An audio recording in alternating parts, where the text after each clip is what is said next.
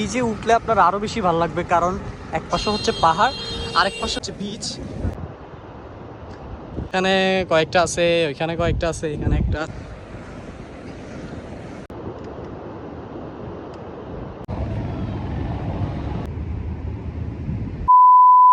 Hey sex people, what is up? So আমি আজকে আপনাদেরকে একটি বিশেষ জায়গায় নিয়ে যাব। সো আমি এখন আছি কলাতলি সমুদ্র বিচের পাড়ে আছি আমি। সো এই বিচটা তো মোটামুটি সবাই চিনেন, কিন্তু আজকে একটা হিডেন প্লেসে নিয়ে যাব। ওইখানে যেতে হলে আপনাকে কীভাবে যেতে হবে, কি করে যেতে হবে, কোথা থেকে গাড়িতে উঠবেন, কত টাকা খরচ হবে, সব কিছু আজকে আমি ডিটেলসে আলোচনা করার ট্রাই করবো। আমি যদিও সাইকেল দিয়ে যাব, কিন্তু আপনাদের সব কিছু ডিটেলস দেওয়ার ট্রাই করবো। সো চলুন। এখন আছি কক্সবাজারের মূল পয়েন্টে। এ হচ্ছে কেউ চিনে ডলফিন মোড়, কেউ চিনে কলাতলি মোড়। এ হচ্ছে কক্সবাজারের প্রধান পথ যেটা দিয়ে কক্সবাজারে ঢুকে, আর এটা হচ্ছে কক্সবাজার মেইন পয়েন্ট। সো এখান থেকে সবকিছু ডিস্ট্রিবিউট। এই ডলফিন মোড় থেকে এদিকে গিয়েছে মূলত লাবণী পয়েন্ট আর সুগন্ধা পয়েন্ট, আর আমার পিছনে হচ্ছে কলাতলি বিচ আর কি। আর এই যে এই পাশে একটা রোড গেছে, এই পাশে আপনারা যদি ওই সামনে দিয়ে যান তাহলে যে এইদিকে একটা রোড দেখবেন। এই রোডটা মূলত হচ্ছে হিমছড়ি আর ইনানির যে রোডটা আছে ওইটা। তো আমরা আজকে ওইদিকে যাবো। দেখাইছি এই হচ্ছে সেই মোড়। এই মোড় দিয়ে এইদিকে মূলত আমরা আজকে যাবো আর কি। তো এখানে যে শেয়ার অটোগুলো আছে ওই পাশে, ওই যে দেখতে পাচ্ছেন এই একটা অটো আর এই একটা অটো, তো এই অটোগুলো দিয়ে মূলত যাবেন। এগুলো শেয়ার অটো। এরকম অটো দিয়ে যদি যেতে চান তাহলে কস্টিং আরো বেশি পড়বে। সো সেক্ষেত্রে সেটা আপনার ব্যক্তিগত ব্যাপার। তো আমরা এখন ওইদিকে যাবো।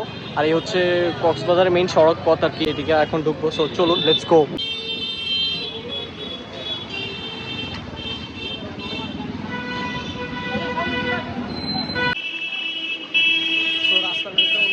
তো একটুখানি না, একটু অনেকখানি আসলে আপনাদের এরকম একটা মোড় পড়বে। এদিকে একটা রোড যাবার, এদিকে একটা রোড যাবে, আর আপনি যাবেন এদিক থেকে।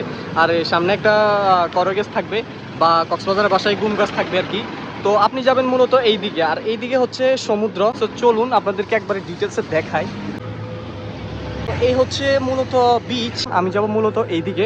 সো আসছিলাম এই দিক থেকে, দেন এই দিক থেকে হয়ে বিচে থেকে ঘুরে তারপর আবার আপনারা এইদিকে যাইতে পারেন। সো আমি বলবো না যে বিচে নামেন, ওই আহামরি কিছু না, আপনারা মেইন সেই স্পটটা ওই দিকেই যেতে পারেন। সো ওইদিকে যাওয়া যাক, চলুন। তো পথে ঘাটে এরকম আপনাদের বন্ধু বান্ধবও দেখতে পারেন, ওদেরকে নিয়ে যাবেন, কারণ ওদেরকে থেকে টাকা থাকে না, গরিব সবসময় ট্যুরে যেতে চায় না। আর এই রোডটা আমার অনেক ভালো লাগে, এই যে ঝাউ গাছ যেগুলো আছে এগুলো অনেক ভালো লাগে। তো এখানে আপনারা অহরহ অনেক বাইক পেয়ে যাবেন ভাড়া করার জন্য আর কি, ভাড়া নেওয়ার জন্য। আমি যেখানে যাচ্ছি এখানে আপনারা বাইক দিয়েও যেতে পারবেন, বাইক ভাড়া করে।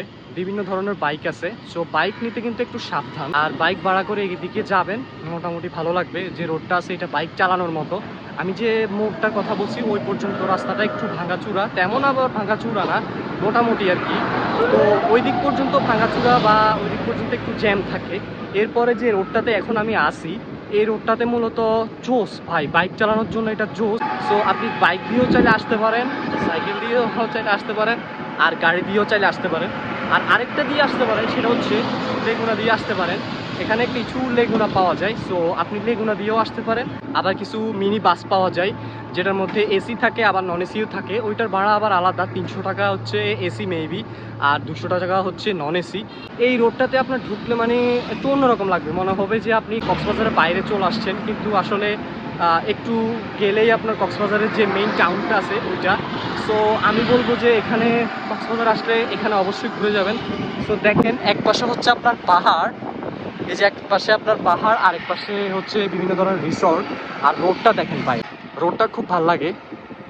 আমার গ্রুপের উদ্দেশ্য হচ্ছে যে এই রোডটা যদি আমরা গ্রাউন্ড হিসেবে পেতাম তাহলে কেমন লাগতো। তো জিনিসগুলো আস্তে আস্তে বাড়তেছে, যতই যাবেন আপনার ভালো লাগছে। এখন যেটা দেখবেন সেটা আসলে মনোমুগ্ধকর।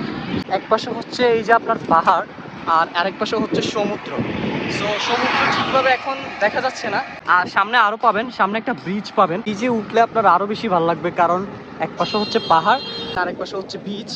সো এই বিচ থেকে আপনি ঘুরে আসতে পারেন। তো এই বিচের নাম হচ্ছে প্যারাসিলিং বিচ। এই জায়গার নাম দরিয়ানগরও ধরে। আমি যে আপনার কলাতলি থেকে আসতে বলছি, ওইখান থেকে আপনার এখানে আসতে জনপ্রতি শেয়ার অটোতে 10 টাকা লাগে। সো এখানে এসেও ঘুরে যেতে পারেন ওই দিকে যাওয়ার আগে। এই জোস জিনিসটা অবশ্যই মিস করবেন না। সো একটু আগে এখান দিয়ে একটা লেগুনা গেছিল, তো লেগুনার মধ্যে তো দাঁড়ানো যায়। ওই গাড়িগুলো আপনাদেরকে ডিটেলে দেখাবো, অনেকেই চিনেন। তো লেগুনা করে এখান দিয়ে যাচ্ছিল আর কি, হঠাৎ করে ওই যে দাঁড়ায় যে লেগুনার মধ্যে, তো ক্যাপ দিয়ে বোধহয় দাঁড়াইতে গেছে আর ক্যাপটা পড়ে গেছে। সো আমি ক্যাপটা পরে নিছি, কেমন লাগতেছে। আর যদি সামনে পাই তাহলে ক্যাপটা দিয়ে দিব আর কি। আর ক্যাপটা পিঙ্ক ভাই, ক্যাপটা যদি অন্য কালার হইতো, ব্ল্যাক কালার হইতো তাও হইতো। পিঙ্ক কালার কে ক্যাপ পরে ভাই? হয়তো কোনো পকি সাজেস্ট করে দিছে আর কি, যাই হোক পছন্দ করে দিছে।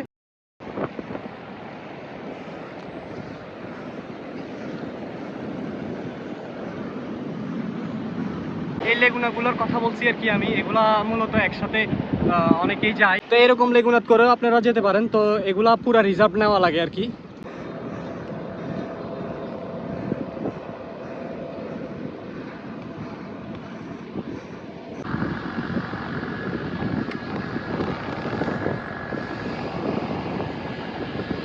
এদিকে যাচ্ছি, এদিকে আরেকটা জোস জিনিস হচ্ছে এই ব্রিজটা।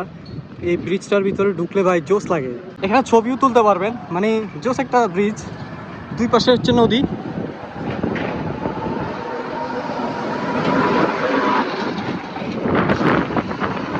ওই পাশে ব্রিজ আরেকটা মানে নতুন করে হচ্ছে।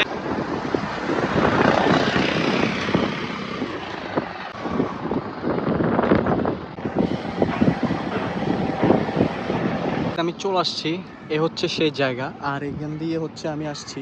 একটু আগে যে ব্রিজটা দেখছিলেন, ব্রিজটার একটু পরেই হচ্ছে এই জায়গাটা। তো চলুন যাওয়া যাক।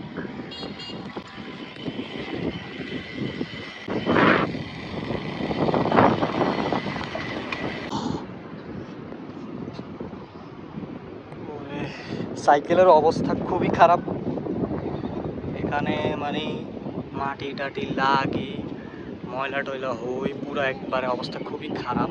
আর আমার অবস্থা তো আরও খারাপ, আমার চুলে মুলে অবস্থা খুবই জঘন্য।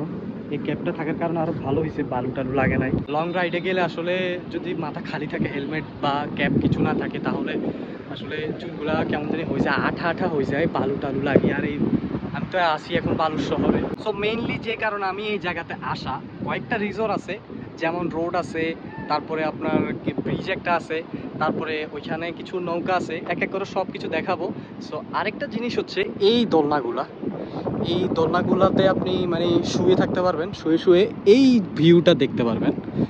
মানে এই জিনিসটা মূলত আমি আসছি এদিকে, এই জিনিসটা আমার কাছে খুবই ভালো লাগছে, খুবই জোস লাগছে, মানে ক্রিয়েটিভ একটা জিনিস। কিছু ঝুলন্ত দোলনাও আছে, ওই একটা, এই একটা। তো এখানে আপনি বসে বসে এই ভিউটা এনজয় করতে পারবেন।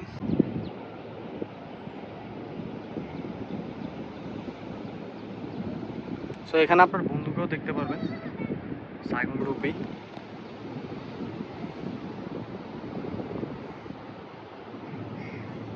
এখানে যে কি সুন্দর একটা বেঞ্চ আছে, আপনার ও প্যাক, ভাই অবস্থা পুরাই খারাপ।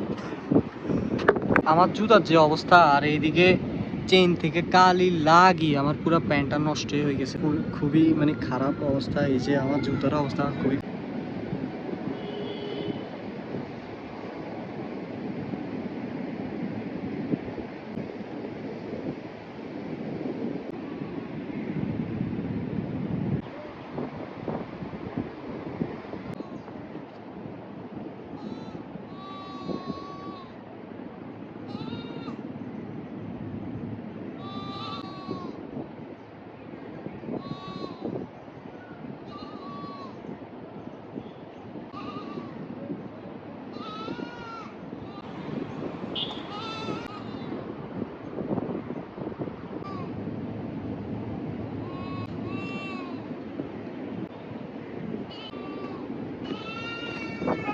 এগুলো ও বানছে। সো এগুলার মধ্যে কত করে নাও?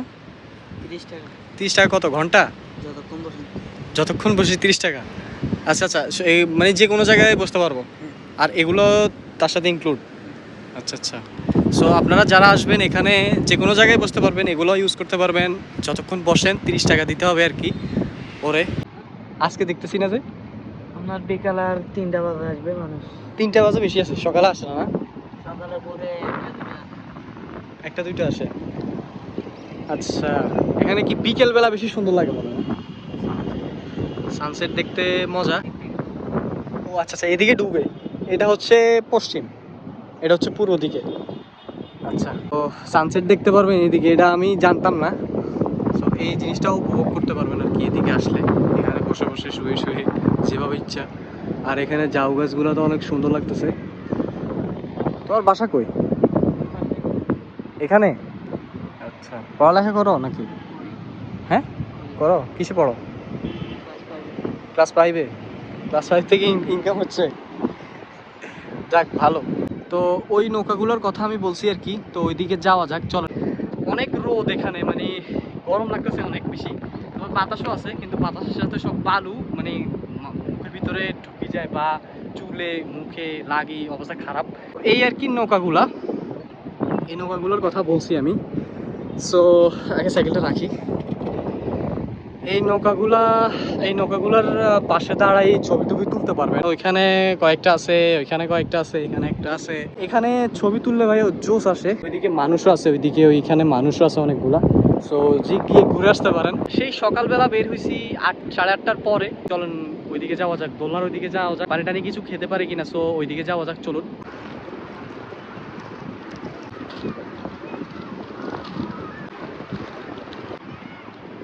সো আমি একটু চাটা খেয়ে নিলাম, একটু ব্রেক নিলাম আর কি। আপনারা এখানে আসলে চাটা খেতে পারবেন, পানি টানি সবই এখানে আছে। তবে ঠান্ডা কিছু নাই, কারণ এদিকে ফ্রিজ নাই আর কি। কারেন্ট কোথায় পাবে? এখানে এই দোকানগুলো আছে, এই একটা, এখানে আরেকটা আছে, ওইদিকেও আছে। সো দোলনাগুলো এই পাশেও আছে, আবার এই পাশেও আছে। সো আপনি যে পাশে বসেন আপনার ইচ্ছা। চেয়ার টেবিলের ব্যবস্থা আছে। সো সব মিলিয়ে ভালোই লাগছে।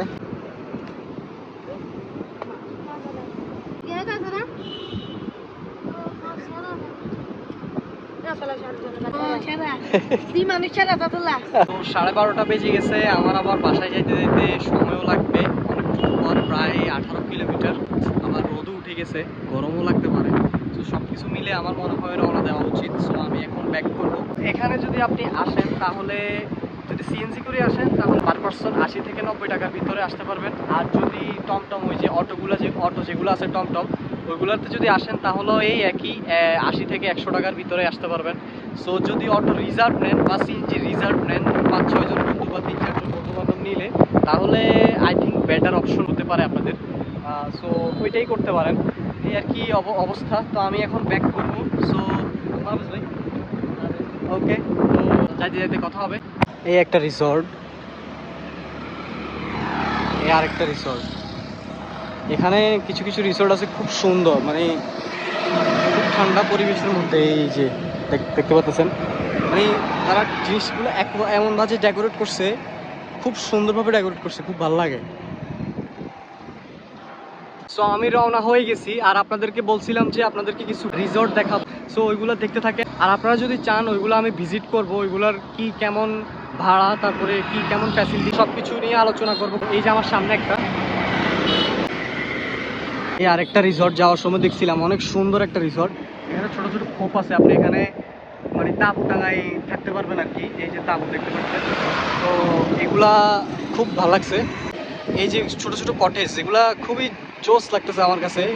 যদি চান তাহলে আমি এগুলা ভিজিট করব, ভিজিট করে এগুলার কেমন পার নাইট প্রাইস কেমন, ফ্যাসিলিটিস কেমন, এগুলো নিয়ে আসলে কথা বলবো আর কি।